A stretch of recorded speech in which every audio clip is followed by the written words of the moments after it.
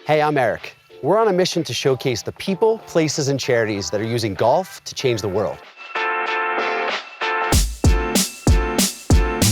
Golf has the power to inspire. Golf has the power to unify.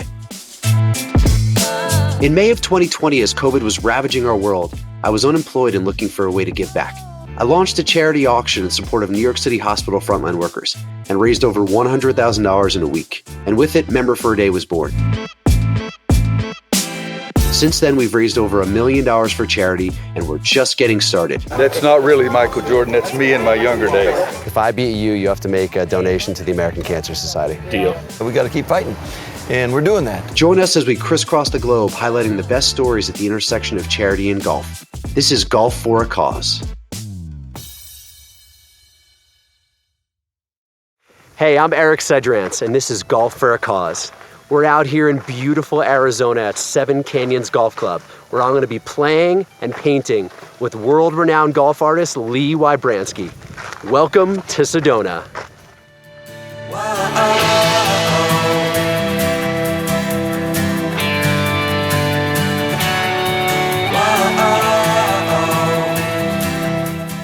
Lee Wybranski is lucky to call northern Arizona his home.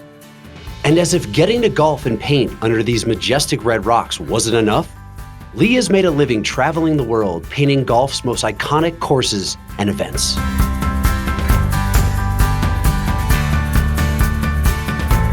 Even more impressive than Lee's watercolors is his continued dedication and commitment to using his art to give back.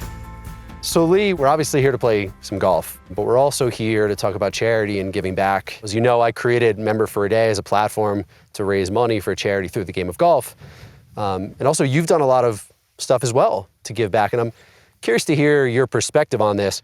Yeah, well, for me, it's been very easy, which is interesting. I mean, golf has a very long tradition of raising money for charities, whether it's through tour events or local programs or what have you. But, you know, compared to what you've done, which is build something from scratch, you know, I've always gotten contacts through the years, you know, would you mind donating a print for this or, you know, some artwork for that? So it's very easy for me to say yes to those types of things. I'm a big believer in karma too. I think when it's easy to help people out, you know, it's an easy answer. We always say yes. That was crisp, baby. Right on it. Great shot.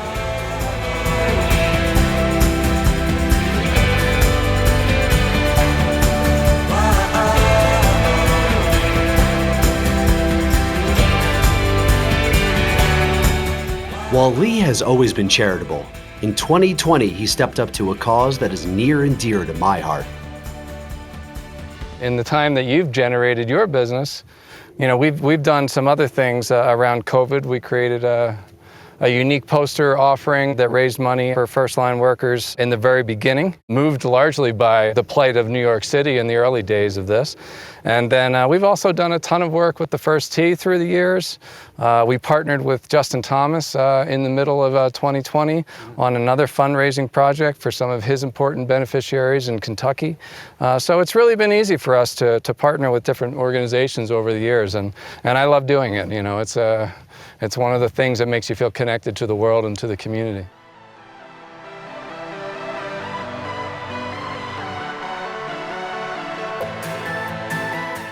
Getting to play Seven Canyons with Lee was incredible.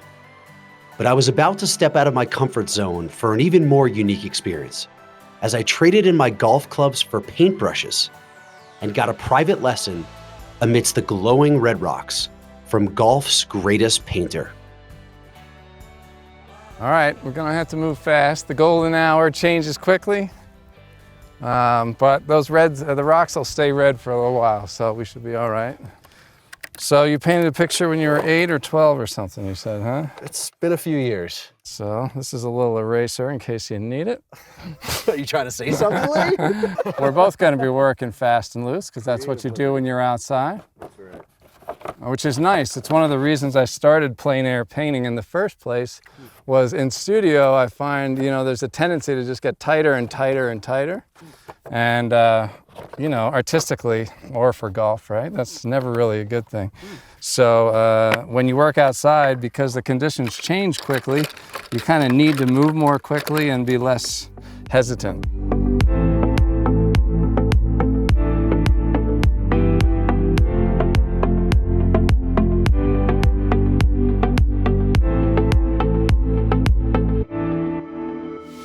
I mean, you've had to have gotten the Sedona red before, right?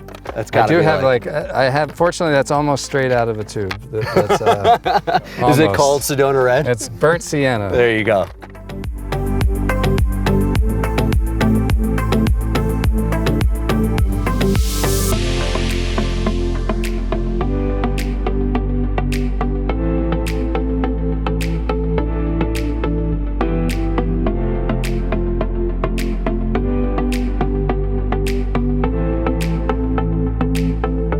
The best things happen in watercolor by accident, meaning simply that when the water kind of takes over and does its own things and colors merge together and you get things happening as the paints meld and blend that you wouldn't necessarily be able to do on your own.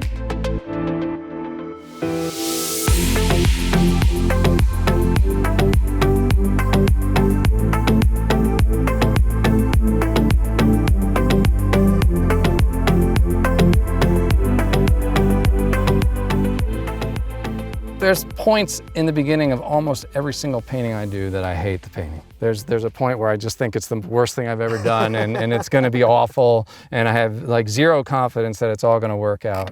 But then you just kind of work on through those periods and keep on keeping on and pretty soon things start to come together and you're like, there's so many golf metaphors. I mean, maybe I've been doing this too long, but you just gotta not think too far ahead and concentrate on what you're doing and know that, you stick to your routine kind of and things will come together.